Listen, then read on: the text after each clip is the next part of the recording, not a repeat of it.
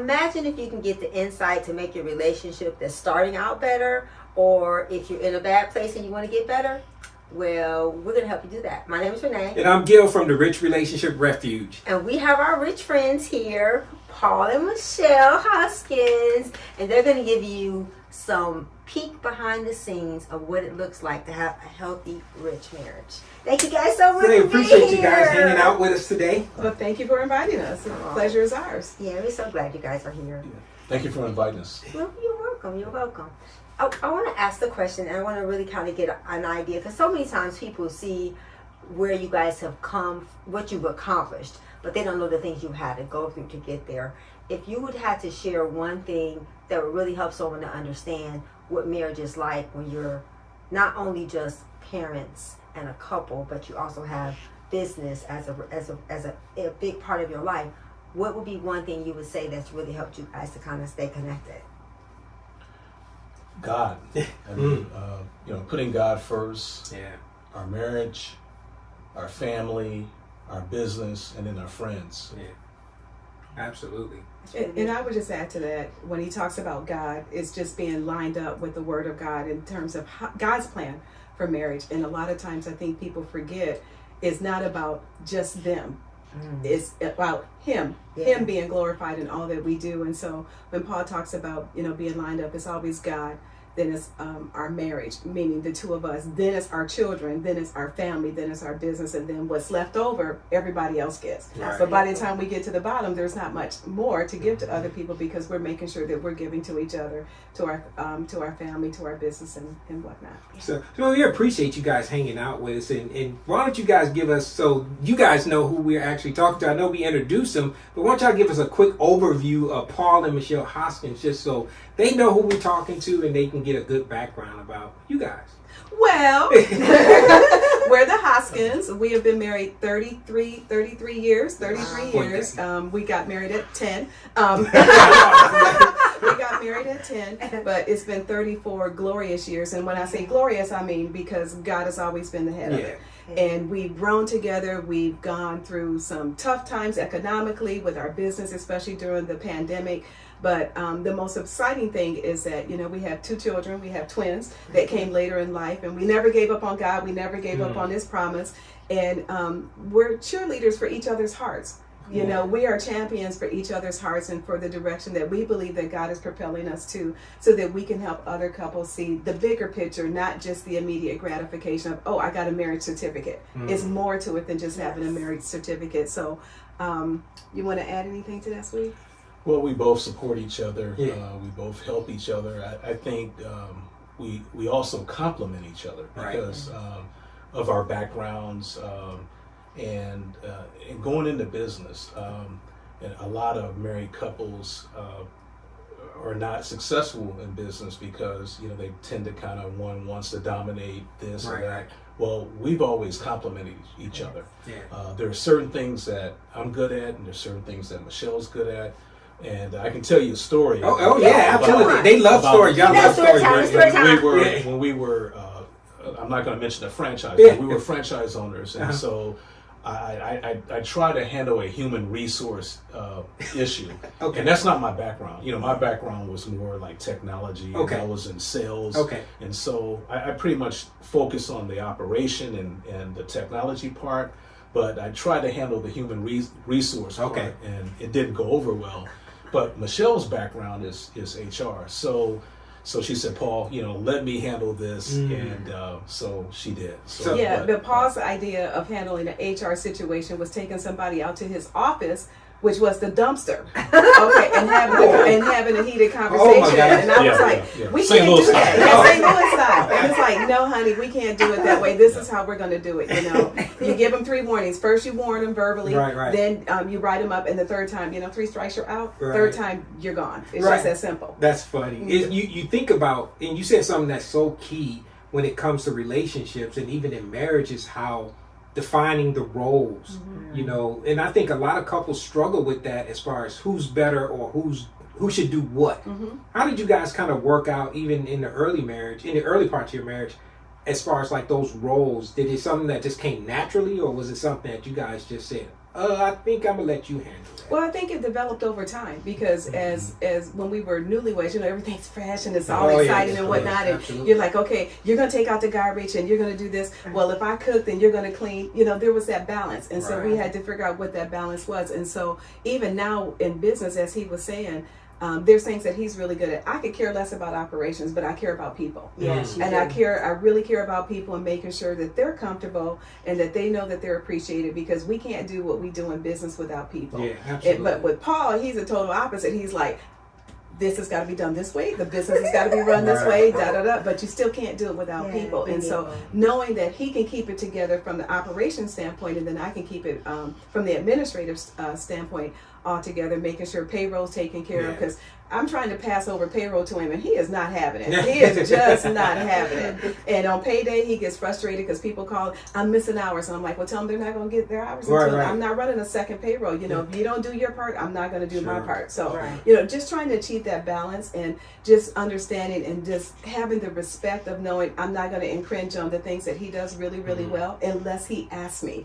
If he asks me, but then I have found that I can't ask him certain things, because if I say, Paul, what time is it? He's going to build me the clock. I don't need the Right. clock to be built. I just need you to sometimes just to listen and just to hear my heart and to hear what I'm saying in terms of what I need at this moment. And so Right. we've learned, it's a process that you just learn as you're going through life, as you develop and as you learn more about each other, our needs and our wants and our desires. But the most important thing is, I think, is the respect. The respect of knowing that I'm not going to tell you something that's going to hurt you. I'm going to try to do what I can to help you Right. and to help us as well. Right.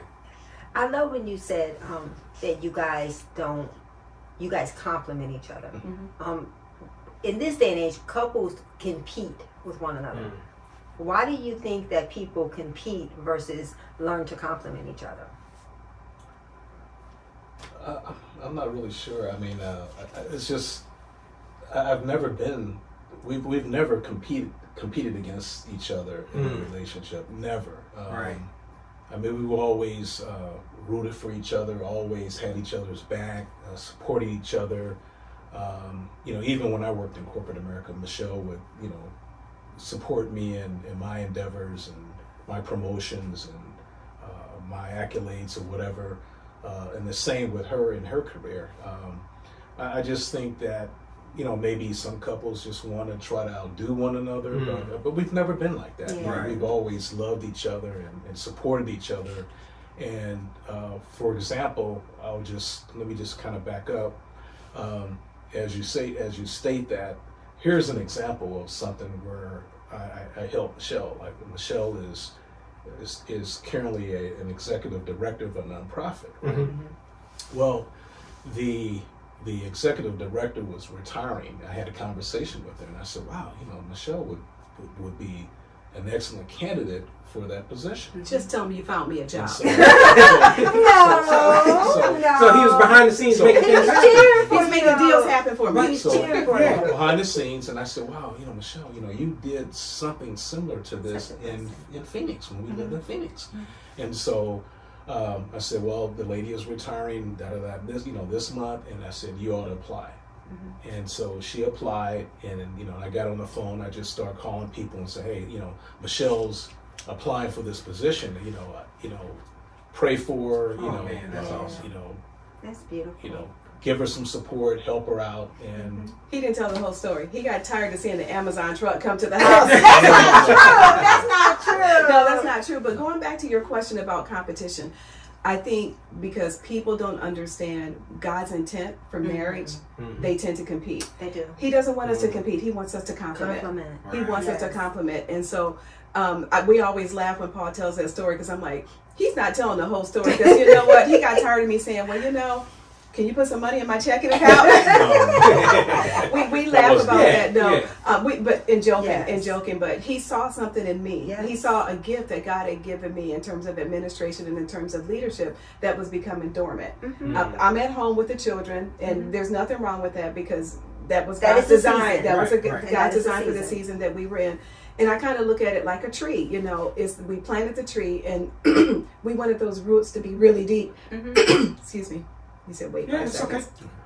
we wanted those roots to be really deep so that our children would know what marriage is all about. Right. We wanted their friends, because the other part was we were hearing from our children that their classmates, their parents were getting divorced. Mm-hmm. And so we were like, we got to make sure that we show them what a healthy marriage looks like. Absolutely. And regardless of what we may be going through, you know, we have heated fellowship. That's what we call it. We have Heated disagreements. fellowship. I love that. Yeah, we have heated fellowship, but it's not to the point where we go to bed at night angry with each other. We'll say, okay, or we may not talk to each other for a couple hours or whatever, but then we come back and we look at that and we just say, okay, what are we going to do to move forward? Yes. And we're teaching our children to do the same thing. And, you know, we don't do that slamming doors in the house and all that. That's, you know, and Hayden every now and then, our son, he's going through them teen adolescent years. That's normal, yeah. He's doing that normal. He has a heated conversation going on in his head. In his head, exactly. And so we've even had to tell him, you know, this is not how we communicate. Right. And so when you talk about competition in terms of communicating,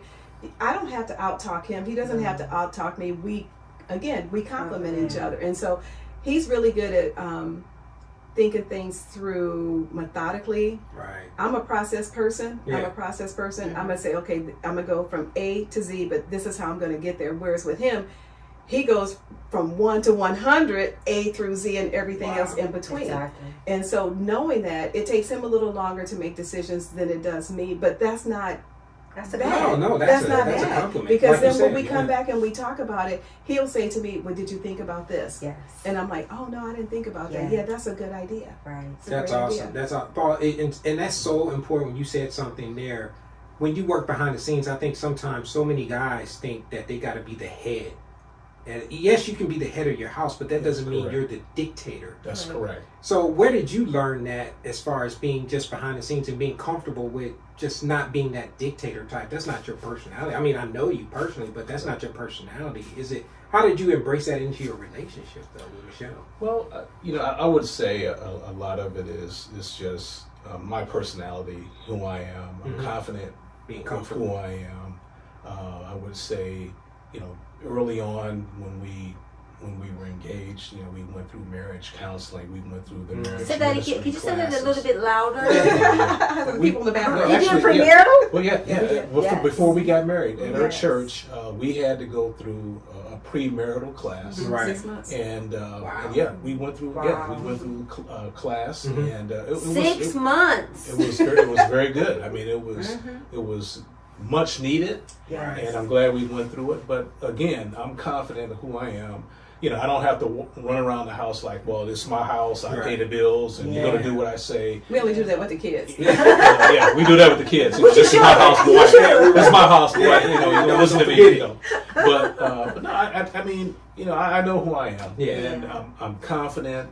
I know my wife loves me. I love her, and it's all about team. You know, we're gonna, you know, we're able to achieve things together. You know, it's not about me walking around the house. I know I'm a man. I know, you know, I'm the breadwinner and all that.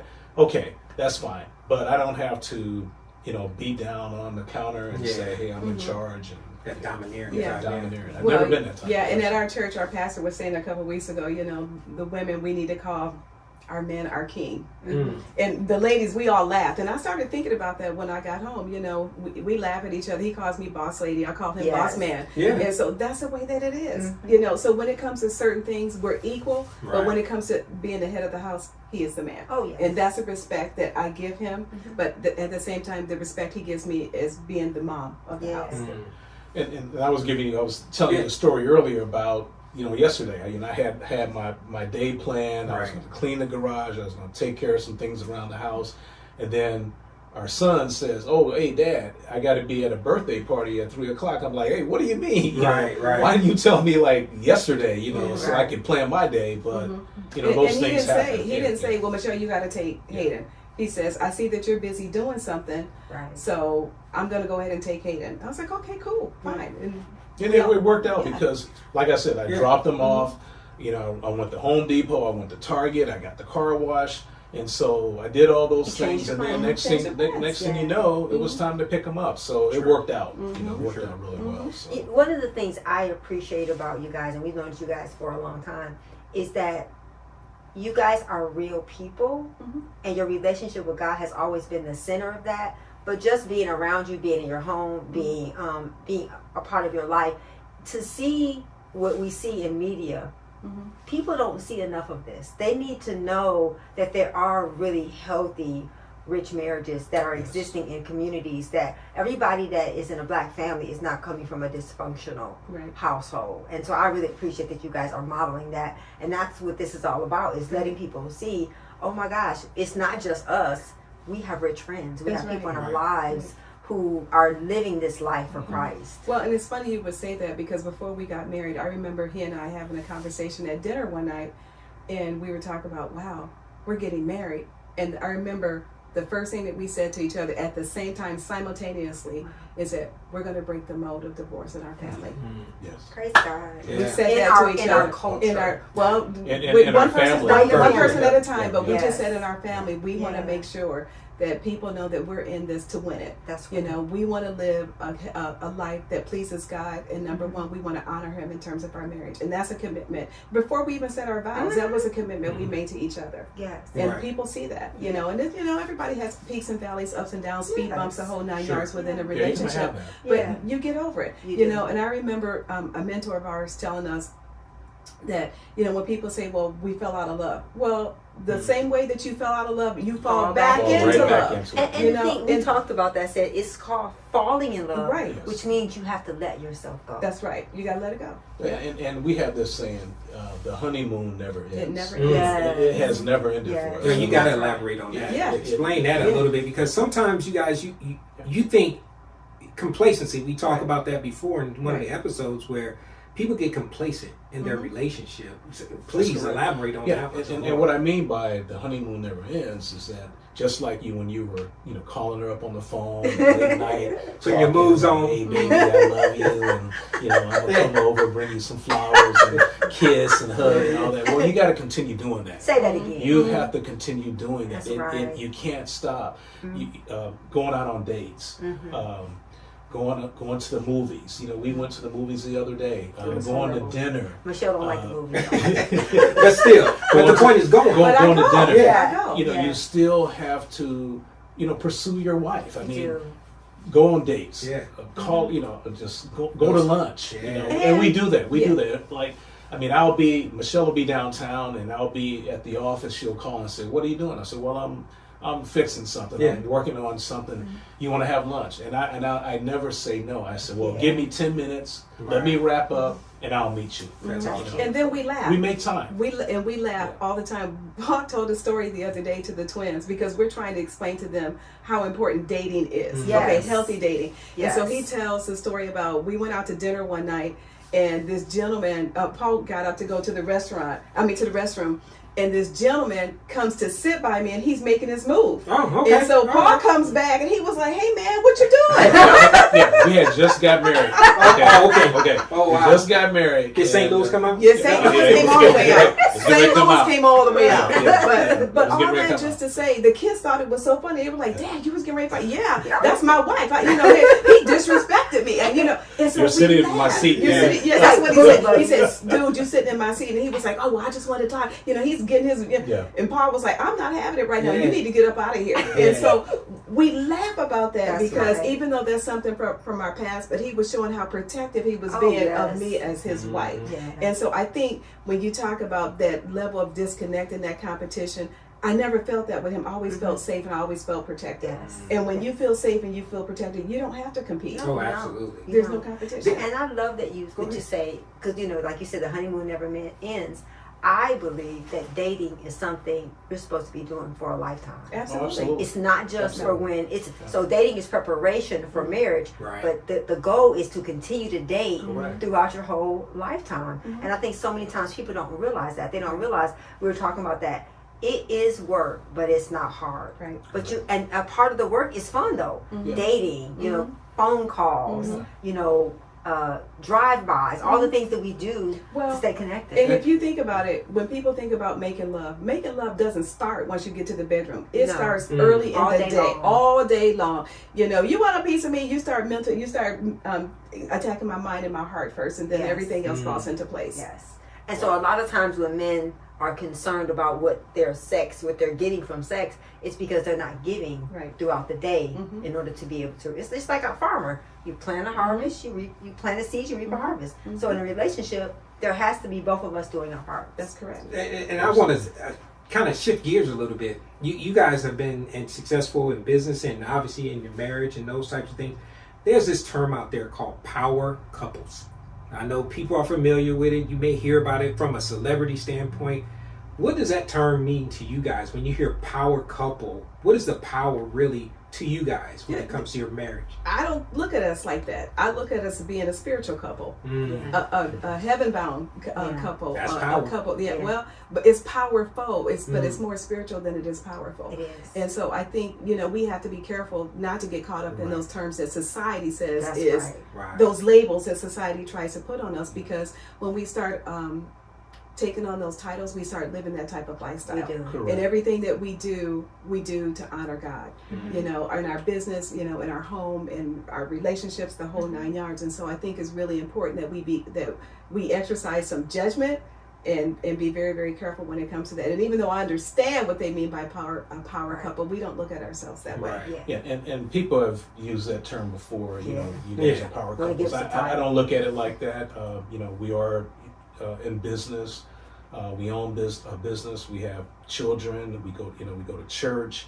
We're really active, and we're also involved in nonprofit boards. So I'm on 3 boards. Michelle's on a couple of boards, and so and these boards are working with children. They're working with giving back to the community, and so that's what we're all about, Right. So So- we're married, we're family people, we're Christian, and then we also want to give back to the community. So, I don't look at it as us being a power couple. Right. But if you were to say servant leaders, Yes. then I would agree with that. Because I would I definitely. think that we have to be careful about the titles that we answer to. Mhm.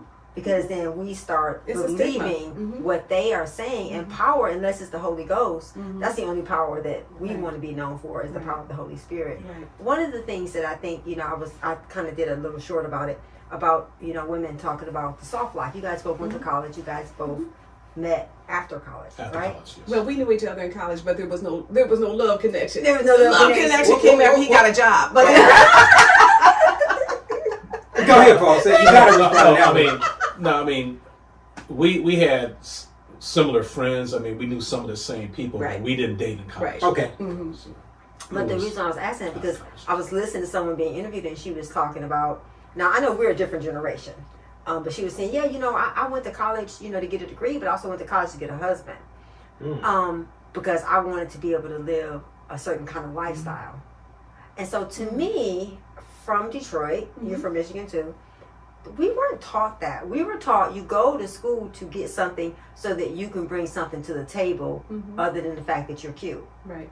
Well, I just, when I think about that, was that a part of the culture then? Are we just old? No, we're not. Well, you are, but I'm not. Well, you're No, right. but- I agree, though. I mean, well, when I went to school, there were certain girls that we called them. They were after an MRS degree. We call it MRS degree. What's the MRS? Mrs. Mrs. Oh, they went went to to- college. they went to Okay, college. gotcha. They went Okay, to college I'm like, to find a I was guy. thinking, Right. I was thinking masters of MRS degree. Yeah. Mrs. Okay, they were Yeah. looking for a husband. Yeah, they were looking okay. for a husband. They were looking for like an athlete or something. Okay. And it was. Some of them were. And it's just wanted to funny that date you it. say that because we're teaching our kids right now, the twins, you will go to college Yes. so that you can make life better for other people, so that you can be productive and you can support yourself and I can get a raise. Yes. So I can, So- and get a raise means I'll get the money back I'm giving you. That's not that right. they owe you anything. That's right, Right. exactly Yes. correct. And so things have just kind of changed, and now there are people that have that mindset. I just want to go and get this college degree for whatever. Now, for me, and Paul's been there for all of my degrees, right? Correct. He's been there for all of my advanced degrees, and I did it because I was in education at the time, and it was a requirement. You had to have Right. a master's, and if you wanted Continuous to stuff. be, Right. then a PhD and da da da da. And so, but I didn't do that for lifestyle, Yeah. to maintain a lifestyle. I did it for a purpose, in publishing, in speaking, whether it be at church or whatever. Sometimes having those initials after your name, they help in terms of credibility. But I didn't do it because I thought it was going to bring revenue to my house and I could be self-sustaining. That's not it. I did it, and I'm still doing it so that I can make sure that my family is well and that I can continue to give back to my community. Sure. Yep. Go ahead. No, go ahead. One of the things that I know about you guys and I love is how your employees, how well you take care of them at a personal level, because we've been there for behind the scenes things, and the way you guys pray for people, the way you guys help people behind the scenes. And sometimes when people see someone publicly, they don't realize that, oh, they just blessed, they just lucky. No, you're reaping the harvest from the seeds you guys have sown. And I think that it's important that people get to see that they understand that God didn't just choose certain people to bless. He gives seed to the sower. And you guys are amazing at sowing into people and investing in people and being there for people. And I think that sometimes people don't know that. Especially now, you see what people are doing, but you don't know the why behind it. And so you guys have a book. We do. It's called Unshrunk Bacon. Yes, we do. Tell me a little bit about it. Unshrunk Bacon is a book about being resilient. And if you think about a piece of bacon, when you put bacon, and everybody loves bacon, especially the way that it smells, right? When it's cooking. I don't care who you are. Even if we plant-based, I still like bacon. I know, but I don't eat it, but I still love the way. Well, guess what? I don't eat it either, and I wrote the book. Right. But I've lived it from the standpoint that if you think about a piece of bacon, when you put bacon in a hot skillet, what happens? It shrinks. It shrinks. When we're put under fire, what do? We tend to retreat. Wow. You think of all the things that we do, internalizing pain, anguish, death. There's a whole myriad of examples, disappointment. There's a whole myriad of examples of things that we do to shrink. And how do we overcome shrinkage? How do we not shrink? And it's all based on God's word. The whole book is based on God's word. There's strategies, there's prayers, there's a workbook in there to ask yourself certain questions about, okay, when you've been in this situation, how did you deal with it? How did it make you feel? Because sometimes it's things that we don't even address. And one of the things that I had never addressed was the loss of my father. I didn't understand why he took his life. And I assumed that responsibility. And I didn't realize that for many, many years, I had shrunk back. I wouldn't even talk about him after he passed away because I was so hurt. And I was like, why did I allow my bacon to be shrunk like that? Because I didn't understand. But then once I started processing the pain that I was feeling, because people don't realize with suicide is not the person that commits the act of suicide that's hurt. It's the people that are left behind. The hurt, and you don't know how to deal with it because there's so many unanswered questions. But then once I was able to go back and answer those questions as to why he did what he did, it's because he didn't know Jesus like we do. And once I came to that conclusion, I'm not saying he wasn't saved, because I'll never know until I get to him. But you That's said not for me. He didn't know him the way he didn't know him the way that in I a knew relationship. him. And so what I surmised is that the expectation that we have of ourselves, we can't have of others, and people will make mistakes. I believe it was an honest mistake, and because I believe that it was an honest mistake, it helped me to get over that. It helped me to get over being shrunk, and I'm helping my little brother, because my little brother was the one that found him, and it messed him up emotionally. It messed him up, and so I'm talking to him about it, and I told him, I said, you're going to see him in heaven one day, and you'll be able to ask him, and you'll be able to have that conversation with him. But for right now, knowing that he's in God's care and that he's no longer in pain and that he's no longer suffering, I'm hoping that will give you some level of comfort. And so that's how I was able to become unshrunk, and that's how the book came to be. That's an amazing story, and because we know you guys, that's not the only. Sometimes people just see the great parts of people's relationship, and they don't know the struggles, whether it's family issues or things like that, or even when it comes to health issues and things that happen. If you don't mind, could you share a little bit about your own testimony about the health struggles that you guys had and how that impacted your marriage from both you guys' perspective? Sure. I'll let Michelle go first. Well, I think it made us stronger. I think it made us stronger. Well, can we back up just 1 second? I think the biggest struggle that we had is when the twins were born. And I'll never forget, and Paul never forget, having to leave our babies in the NICU. Okay. Because they were premature. For a month. Yeah, for a month. They were born at 31 and a half weeks. And no mom ever wants to think about, I got to leave my children. Sure. And so I remember standing there and I was just like weeping. And the doctors are coming and the nurses are coming. And they're like, are you okay? They're trying to give me water. And, you know, he's there and he's holding on to me. They're going to be okay. And I was like, I can't leave them here. And they're like, you can't take them because they weren't at the yeah, they were too little. And so I'm like, okay. But then they told us, but you can come all day, every day. And I did. We would, twice a day. Twice a day. We would leave and go and get something to eat, or he would go to work and I would just stay there. And then they would kick me out, you know, during the change of nurses stations and whatnot. But the thing in that is that I'm like, they're still going to get good care.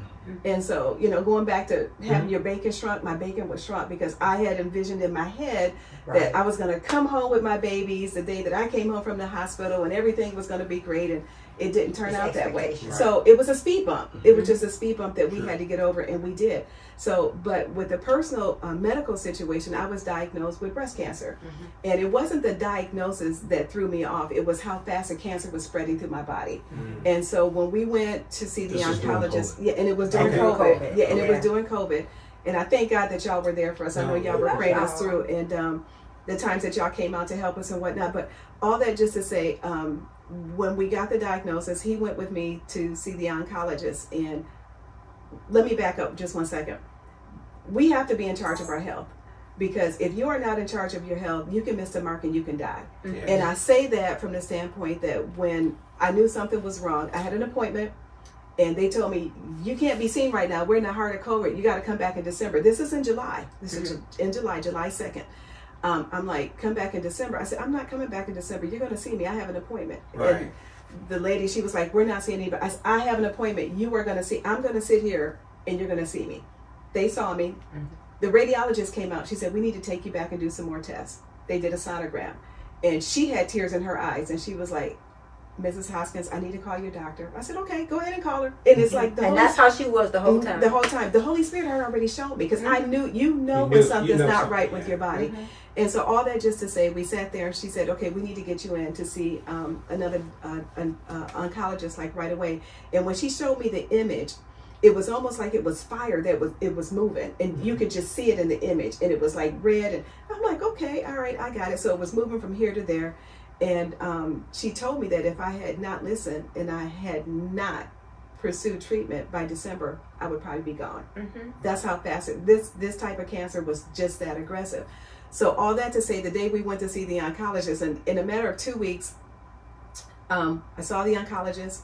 I had a port put in. I had the first surgery. I had the second surgery, and then I started chemotherapy. So it was like bam, bam, bam. But as we're sitting there talking to the oncologist, she's writing out on a white piece of paper everything that was going to happen, the whole plan. And I'm like, well, it can't be that much. It can't be that much in terms of the treatment. But it was. And she was like, are you listening to me? And it was like, wah, wah, wah, wah. I was like, I finally said to her, I said, you know what? This is like having a nail in a tire. Just tell me in the Reader's Digest version what I need to do, and let's get it done. Give me the Cliff Notes. And she was like, she's like, I don't understand you. She said, you're not hearing what I said, I heard you. Just tell me what we got to do. Paul's over here. He's crying. He's over here. He's crying. And that was I was going to ask. Yeah, what were you thinking? What were you going through at that time? I mean, I just. When she told me, I cried. I just started crying because I've never been in that situation before. You know, we've been married a while, and you know, it's like I was like, wow, you know, this is. I mean, it was a shock, and so you know, I was like, hey, I can't lose my wife. I got to be here for her. I got to support her. You know, I was just praying. I mean, you know, Lord, you know, help us. You know, help her, touch her right now, Lord. You know, and that's what I saw in his tears. I just got emotional. Yeah, right. And so in his tears, I saw liquid prayers. I saw liquid prayers in his tears, and it helped me. And the way that it really helped me is that I said, I got to be strong for my family and my friends. I have to be strong. I have to get through this for my family and friends. And I remember God saying to me, he said, it's a cakewalk. And I was like, he got jokes. But no, he said, it's a cakewalk. He said, I've taken people through worse. You know, and I was at stage what they call 2.5. I hadn't gotten quite to 3, but had I waited a couple more weeks, it would have been 3, then 4, then it would have been terminal. Exactly. And so just going through that, and the doctor writing everything out on these 2 pieces of paper, and then she gave them to me. And I had a smirk on my face, and she was like, she couldn't figure it out. And I was like, and I said, God's got me. And she was like, she offered me a job while I was sitting there. She said, can you come and work for me and talk to my other patients? I would say this. I have never been around a person or seen a person as positive as Michele was. Oh my God. With the For a doctor Yes. to say, hey, you're stage 2 cancer. Right. Okay. And It was you're like- listening to me, this is serious. And Michele is being positive. Yes. And I would say that anybody that's going through a life-threatening disease, Yes. you got to stay positive. You do. You You have gotta to trust. stay You do. positive. You got to trust God. And no matter what the doctor is saying, I gotta mean, you know, believe you the can Lord. follow what the doctor. You got to do your treatment, Sure. Right. but just keep the faith. Keep the Yes. faith of and trust God's God, got me. because that was Michele. I mean, she was just positive, and I would take her to her chemotherapy treatments, and Michele would dress up. I mean, like she was going on some cruise. You know, That's hats, Michele, though. you know, nice suit dress. I mean, she didn't go to treatment like she was, you know, she was sick or anything. Like she was terminal. I think that's the way we were raised. You always look good. You always feel Well, good. who was But your what motivation? happened? But what happened is when we went to see the oncologist the first time, and I'm sitting there, we're both sitting in the waiting room, and I'm seeing these people come in with doom and gloom, and I was Yeah. like, "There's no Jesus in them," and That's I right. wasn't. No I hope. said, "Where's the hope?" Mourning Exactly. without hope. And so I'm sitting there and I'm watching. I said, "Paul, that will not be me. That will Amen. not be us." And so that was the height of COVID, and so. A couple appointments he couldn't go with me because they closed down the doctor's office, and you could only go if you were having treatment. And so, like Paul said, I would dress up and I would go in. I would take the nurses candy. I would take them cookies, because you know what? If I'm hurting, it's hurting them to administer this medicine to me. exactly. And I'll never forget this as long as I live. I had to ask for a new nurse, because one of the nurses, when she came to give me the chemo, it came in a red tube, and she called it the Red Devil.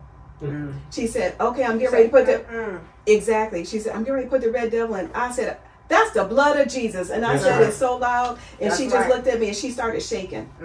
She started shaking, and I was like, I need to have another nurse, because Yeah. if she was going to put the Red Devil inside of me, I was No. like, oh Right. no. You speak that I was way. like, you're not, no, we speak life. We don't That's speak right. death. That's And right. so when I got the charge nurse, and then the other nurse came over to me, and she apologized in the whole 9 yards, and she said, "Miss Hoskins, you're one of the best patients that we have ever had. I do apologize for that, but you know what? You're going to get through this." Yes. You know, and I said, "You're absolutely right." But the Yes. other thing that we did is because I knew that I was going to be in a really debilitated state. And you all don't know this. I lost my voice. I didn't care about losing the hair, because I knew it would come back. I lost my voice. My vocal cords were damaged. I still don't have feelings in my hands. I had neuropathy really bad. But the hardest part was the memory loss. I couldn't remember a lot of things, and people were calling Paul saying, "How's Michelle's treatment going?" And I was like, he's like, "What do you want me to tell him?" I was like, "Well, you know what? I can still write." And so we started the Chemo Chronicles Facebook page, so that he would ask me, he said, "Well, while you're sitting there, take a picture and then post it, or send me what you want me to post," because, you know, he's having a hard time just like me. And That was you know, we kept therapeutic for you, saying, "Count it as joy, count it as Yeah. joy, count it as joy." But on the days that I was in that debilitated state where I couldn't get out of bed, he always made sure that I was happy, that there was something in the room that I could look at. He bought me a little picture that was Psalms 91, and it says, "God has angels watching over you." And I remember looking up at that, and I was like, "Yep, the angels are watching over me." And so it was we went through it together. It wasn't just Michele going through it. Yeah. But the one thing that we tried to do, which we had these wise little people that live in our house, we tried to protect them from it, but they knew more about it than we did. Yeah, Because our they were daughter, searching. she watches Grey's Anatomy, and so when we sat down, we're thinking we're going to have a family meeting and talk to the kids about what Mama's about to go through. Haley just blurts out, "So what's your treatment plan going to be like?" And we're looking at them, and then Hayden was like, "Well, you're not going to die, Mom." I said, "No, I'm not going to die, but we have to go through this, and there's some things Mom's not going to be able to do. I can't drive. I can't be around people. I'm going to have to limit how often you all go out, because you can't bring germs home," things of that nature. So it was tough, but you know what got me through? Y'all's prayers. Absolutely. Yeah. Y'all's prayers. And y'all's prayers got me through. And not only that, just the resources. The other thing Paul didn't tell you is that during that time period, our business was shut down. We had no income for almost 6 months. Right. Zero. This was during COVID. During COVID. everybody was Kids, affected, schools were shut down. Kids were at home. Yeah. They were doing online class, and our business was shut down. Yeah. I mean, so, I mean, you talk about wow, Trials this is and what's going on here, Mm-hmm. Trials and But when you talk storms, about but, blessings, but we just kept praying. yeah, blessings. We never gave up on God. We kept praying, and we never gave up on each other. That's yeah, awesome. and the blessings kept coming. They just kept coming. People would send us gift cards, and this one lady came. I can't remember what organization she was from. She came with big bags of groceries, and people would just drop food off, and somebody started a meal train, and I mean, it just went on and on and on and on. And I believe we are blessed to be a blessing, but I never ever thought about being on the receiving end of blessings that we had given to other people, because we never had an expectation of receiving, but because we did give, and we give so freely, we got through it. Yeah. And I would say this: our church also blessed us and helped us. Yeah. Our pastor, Mm-hmm. members of the church, like Michele said, they brought food. They brought gift cards. I mean, I can cook a little bit. Yeah, you can cook. Right. But they helped out. I Yes, mean, absolutely. I really appreciate it. And but staying connected to your church is important as well. Yeah, So- and it was really funny because it was almost like Christmas was every day, because he would come back from the mailbox. Somebody would send me a card, and every single card that I received had a scripture in it to validate how good our God is. And I stood so firm on it whenever I would pray those prayers, and people would send me coloring books that had scriptures in them. And, I would sit there and I would try to color, but I couldn't hold the pen or pencil or crayons or whatever. But, together we got through it. And so I had to trust him to take care of the kids. And I have to laugh because I remember saying to Renee, or Renee said to me, something about it doesn't have to be perfect to be good. And we stood on that because there was Cheerios on the floor, but I didn't care. Right. I really didn't care what was more important at that moment. Us getting through as a family and as friends, and we did. That's awesome. I got that from you. You got that. It don't have to be, because It don't the have to kids be perfect to be it good. don't have to be perfect to be good. And it's so important because, and you're like, well, I don't want you to come over. It's like the people who really care about you, if they're worrying about that, if you have to have everything perfect for someone to come to your house, they're probably really not a friend. Well, I was waiting for a friend to come and do the laundry. I did. You did. And she did the laundry, and she cooked and took care of the twins, the whole love 9 that. yards. So I like that title. It don't have to be perfect to be good. It So doesn't. as we wrap up here, we appreciate you guys hanging out with us. We And thank you sharing guys your so much. lives and stories. Because Thank you. just like you said, whether it's prayer and community and teamwork and all the things that you guys have shared with us is And so, Jesus. absolutely, Jesus. it's so instrumental to helping couples realize that you're not in this by yourself. Right. This is why we do this. This is why we created Rich Relationship Refuge, for you to actually see that it can be done. So we appreciate you guys hanging out with us. Paul and Michele, thank you guys so much. Thank you for inviting us. Go check out the book. Please get it off of Amazon. You can reach it out on Amazon. Unshrunken Bacon. You see it in the background. Go check it out. So guys, we appreciate you guys. Any final words? If you are watching, please put in the comments where you're watching from. If you are listening, please download our episode. Please subscribe, like, and share. We really appreciate you being the best part of our community. And please follow Paul and Michele as well. We'll put their information in the show notes. So we appreciate you guys. We'll see you guys next week. Because we're Love back. you. Love you. God Bye. bless.